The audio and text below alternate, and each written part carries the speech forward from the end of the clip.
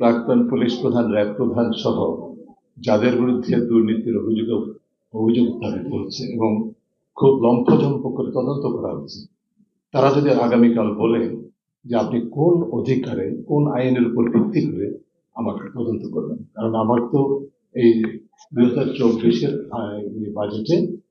Budget আইনে পরিষ্কারভাবে বলা হচ্ছে এটা কোন আইনগতভাবে প্রশ্ন করা, আমি এই প্রশ্ন উত্তর সুযোগই নেই। অবাস্তব, সম্পূর্ণভাবে অবাস্তব বিষয়। এবং যেটা করা হচ্ছে বাস্তবে সেটা হলো যে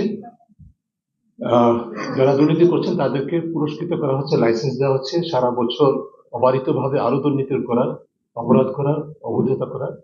বছরের শেষে রাষ্ট্রের পক্ষে জাতীয় রাজস্ব বোর্ড তাদেরকে ক্লিন সার্টিফিকেট দিয়ে দেবে এবং অনেককে আবার শুদ্ধাচার পুরস্কার দেবে, আবার কি বলে জন্য উচ্চ করদাতা পুরস্কারও কেউ দিয়ে যাবে এই সীমার মধ্যে থেকে। এবং প্রকারান্তরে আরেকটা জিনিস বলা হচ্ছে, দেশবাসীকে বলা হচ্ছে যে তোমরা কিন্তু এই পথে অনুসরণ করো।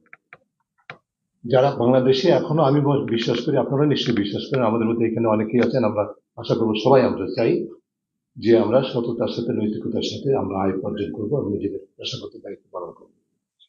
আগামীকাল এই আইন পাশ হওয়ার পর আমি কিন্তু বর্তমান প্রজন্ম, তরুণ ভবিষ্যৎ প্রজন্ম, পরবর্তী প্রজন্মকে বলতে পারবো আমার সাহস নাই তুমি আদর্শটাকে অনুসরণ করে সদা সত্য কথা বলো।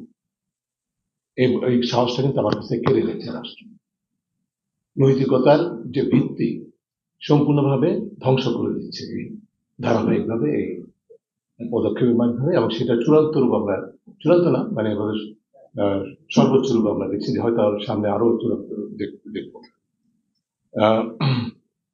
একটি দৃষ্টান্ত আছে, জাতীয় রাজস্ব বোর্ডের হিসাব অনুযায়ী 72 থেকে শুরু করে এই পর্যন্ত যে কালো টাকা বৈধতার নামে যে সুযোগ দেওয়া হয়েছিল, তাতে রাষ্ট্রের রাজস্ব আদায় হয়েছে 4,600 কোটি।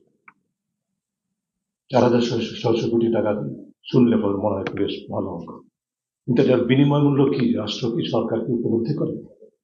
এই বিনিময় মূল্য হচ্ছে যে আমাদের নৈতিকতা বিশ্ব এই 4,600 কোটি টাকার জন্য বাংলাদেশ থেকে নৈতিকতার উৎখাত হবে এমন রাষ্ট্র আমরা স্বাধীনতার জন্য যুদ্ধ করেছি না, এটি তো হওয়ার কথা না। এবং এই স্বাধীনতার ধারক বাহক বর্তমান সরকার, সেখানে আসছে নির্বাচনী অঙ্গীকার। আপনারা নির্বাচনী অঙ্গীকার যারা দেখেছেন 2024-এ, এর আগেও প্রতিটা যতবার আওয়ামী লীগ নির্বাচনে অংশগ্রহণ করেছে, বিশেষ করে বর্তমান প্রধানমন্ত্রী বিদেশ থেকে ফেরার পর যখন আওয়ামী লীগের নেতৃত্ব দিয়েছে, প্রতিটি নির্বাচনে অঙ্গীকারে আমরা বিশ্লেষণ করে দেখেছি, পরখ করে দেখেছি, দুর্নীতির বিরুদ্ধে সুন্দর সুন্দর কথা আছে, এবং বিএনপিরও রাজনীতি ম্যানিফেস্টোতে সেটা আছে।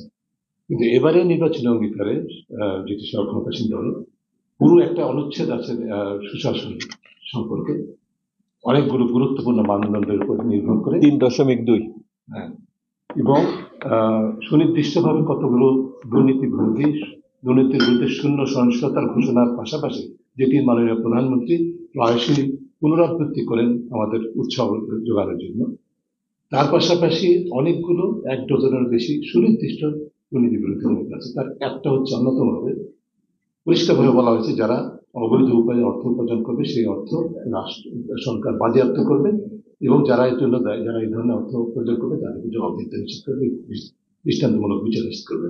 এটা আমার কথা না, সরকারের নির্বাচনের কথা। তাহলে এটাকে পদদলিত করা হচ্ছে না। সরকার আসলে জনগণকে কি বলছে, আমাদের কোনো কথা বিশ্বাস তোমরা করো না। একদিকে ওই কথা বলছে, অন্যদিকে বলছে তোমরা চুরি চামারি, জোচ্চুরি, বাটপারি যত আছে তত করো এবং অনিয়ম করো, দুর্নীতি করো। আমার কাছে সবচেয়ে বেশি বেদনার জায়গা হচ্ছে যে আমরা তরুণ প্রজন্ম নিয়ে কাজ করি, আপনারা এখানে আছেন অনেকে, আপনাদের কাছে আমার প্রজন্ম ক্ষমা চাই, কারণ আমাদের স্বাধীনতার স্বপ্ন এই বিষয় ছিল না। আমরা যখন তরুণদের সাথে কথা বলি, কিছুটা সাহস নিয়ে কথা বলার মতো পরিবেশ ছিল, সেই পরিবেশও এখন ধ্বংস করে দেওয়া হচ্ছে, অত্যন্ত বেদনার বিষয়। যাই হোক, আমি শেষ করব।